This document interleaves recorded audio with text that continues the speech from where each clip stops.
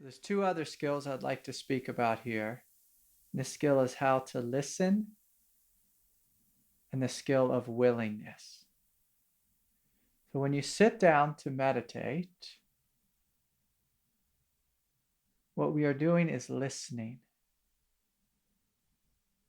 Meditation is simply another word for listening.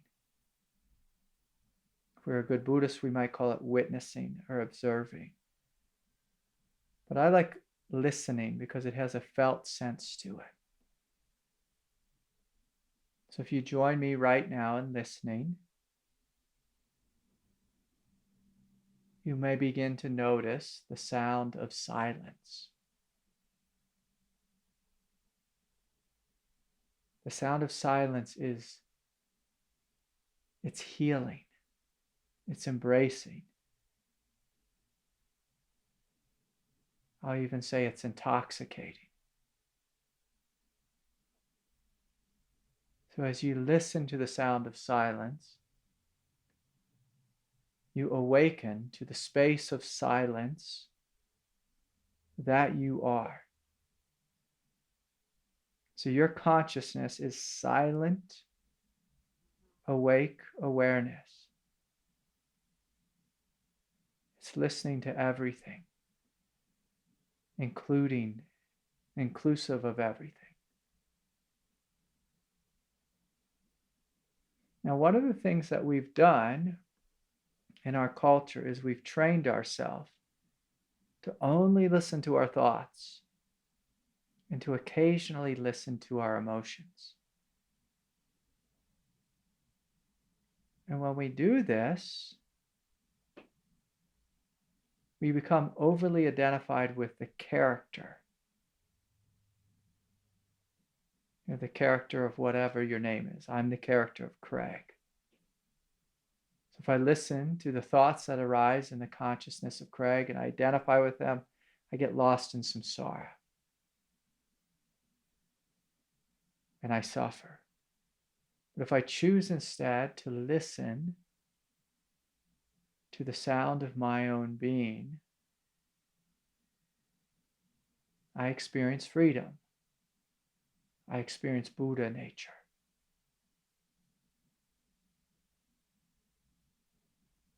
So right now I'm listening to the sound of silence. I'm feeling the spaciousness of it, the freedom, the immensity of what I am. And it's a great relief from the insanity of the thinking mind.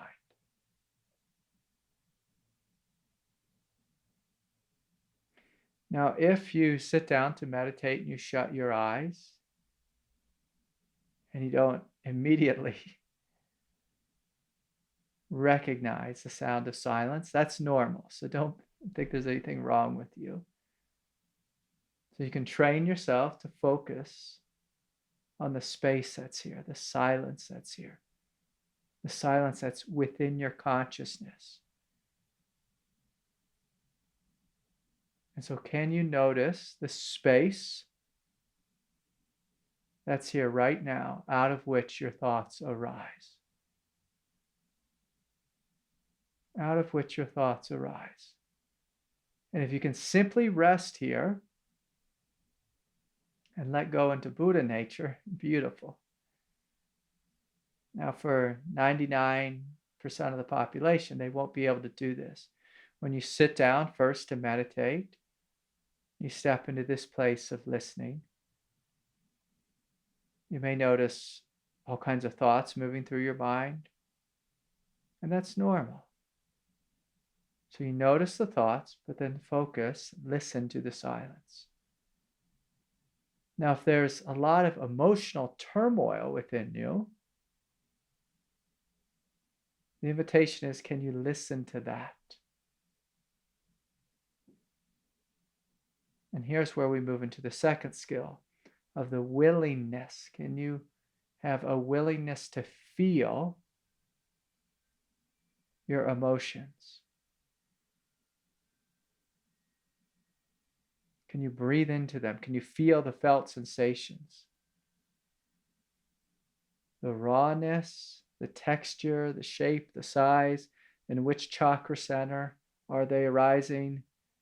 Are they arising in the back, in the shoulders, in the throat? And can you listen and hold space and be willing to feel? As you listen to your emotions, not to the story, but to the sensations, as you are willing to feel the emotions. And again, not get entangled in the story. So if you get entangled in the story, you come back to the felt sensation. You're not judging the feeling, saying this is bad, this is wrong, I don't like this, I don't want this. But willingness is the opposite. Saying, I'm willing to feel. If you're willing to feel your human animal emotions, they will begin to naturally release from you. They will release. They will empty out of you. And then when you listen again, you'll notice that your mind is much more silent. Much more silent. And these veils aren't here within us. Silence is within us. So willingness is the willingness to feel, the willingness to experience, the willingness to breathe, and then the natural willingness to let go.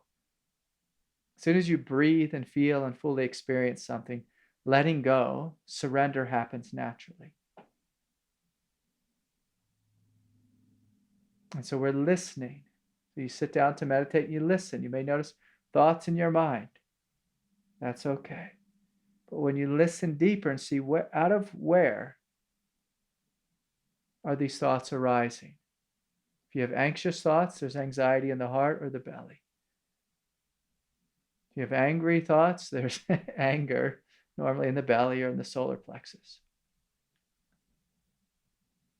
If you have controlling thoughts, these thoughts tend to arise out of the throat chakra, the jaw, sometimes the shoulder. There's a whole series of muscles behind the heart that make up this kind of like pyramid or diamond behind the heart. All these muscles kind of clamp down, they try to control. And if we want to heal this, if we want those thoughts to stop, you don't fight with them, you don't rationalize with them. You breathe into these places in the body. It's a willingness to feel. When you breathe into tension, it naturally relaxes.